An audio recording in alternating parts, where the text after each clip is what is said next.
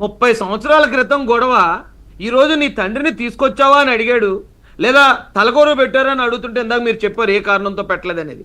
Sir అదే విషయం చాలామంది భారత సైనికులు మేము ఇగో ఇంట్లో పలానా నా భార్య చనిపోయింది, నా తండ్రి చనిపోయాడు, అయినా కానీ నేను డ్యూటీ నిమిత్తం అక్కడికి వెళ్ళలేదు, నా దేశమే నాకు గొప్ప అని ఎంతోమంది సైనికులు ఇచ్చిన టెస్టిమోనియల్ ఉన్నాయి సార్. దాన్ని మనం గర్వంగా ఫీల్ అవుతాం. అదే పరిస్థితుల్లో చంద్రబాబు నాయుడు గారు ఈ ప్రజల కోసం ఆయన అలా నిలబడి ఉంటే ఆయన్ని ఈయన కించపరుస్తూ మాట్లాడడం, 30 సంవత్సరాల క్రితం మాట ఇప్పుడు చెప్తున్నావు జగన్మోహన్ రెడ్డి, జాంబీరెడ్డి, నీకు నిజంగా సిగ్గు అనిపించట్లేదే? ఇప్పుడు ప్రజెంట్ నీ తల్లి, నీ చెల్లి, నీ చిన్నాన్న కూతురు నిన్ను అంత దారుణంగా, రాక్షసుడి కన్నా దారుణంగా నిన్ను పోలుస్తూ వాళ్ళ మాన ప్రాణాలకి నీ వల్ల ప్రమాదం ఉందని వాళ్ళ పోలీసుల దగ్గరికి వెళ్తున్నారు, సిబిఐ దగ్గరికి వెళ్తున్నారు, కోర్టుల దగ్గరికి వెళ్తున్నారు.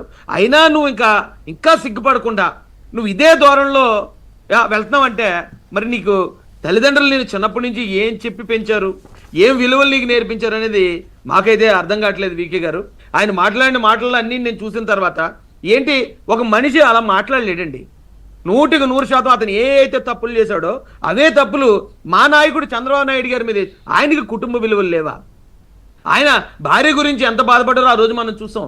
కొడుకుకి, అల్లుడికి, అలాగే ఆ బంధువులందరికీ ఆ కుటుంబాన్ని అంతా దగ్గర చేర్చి ఒక పెద్ద ఆయనగా ఆ కుటుంబాన్నే కాదు రాష్ట్రాన్ని ఆయన కాపాడుకుంటూ వెళ్తా ఉంటే ఈ జాంబీలందరూ తల్లిని చెల్లిని చిన్నాన్ని చంపేసి తల్లిని చెల్లిని బయటికి గెంటేసి మరి వీళ్ళు అలా మాట్లాడుతున్నారంటే సరే ఈ రాష్ట్రంలో ఇలాంటి సైకోలకి కాదు. సందిట్లో సైడ్ ఏమి అన్నట్టు నందమూరి బాలకృష్ణ బిల్డింగ్ లోంచి అలా చేశారు ఇలా చేశారు అని చెప్పి అన్నారు. సరే ఆరోపణలు అప్పుడు ఆవిడ కూడా చేసింది, అక్కడ అన్న దీంట్లో ప్రొటెక్షన్లో ఉంది కాబట్టి అని ఉండవచ్చు. బాలకృష్ణ గారి బిల్డింగ్లో జరిగిందంటే ఆ బిల్డింగ్లో ఉన్నంత మాత్రం బాలకృష్ణ దగ్గర నుంచి చేయిస్తాడా, అది ఒక పక్కన పెట్టు. అసలు అప్పుడు నువ్వేం చేసావు?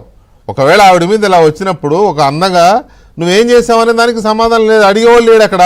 అదొక సమస్య. నిజం సార్.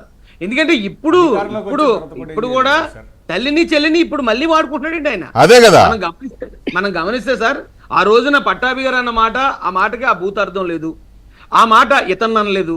కానీ భూతార్థం క్రియేట్ చేసి ఇతన్ని అన్నాడని, తన తల్లిని అన్నాడని విజయమ్మని అన్నిసార్లు ఆ మాట అతను అంటమే కాకుండా వైఎస్ఆర్సీపీ క్యాడర్ మొత్తంతో విజయమ్మని లా అన్నాడని ఆ సొంత కొడుకు తల్లిని అంత దారుణంగా తిట్టించాడు సార్ సొంత క్యాడర్తో. ఎందుకంటే ఆ తల్లిని చూపించి ఏ అయితే ఓట్ బ్యాంక్ ఉందో దీన్ని క్రియేట్ చేసుకోవాలి, ప్రజల్లో సింపతి తెచ్చుకోవాలి. శవాలను చూపించి సింపతి, చెల్లిని చూపించి సింపతి, తల్లిని చూపించి సింపతి, మొత్తం అసలు సింపతి స్టార్ సార్ బాబు ఈయన.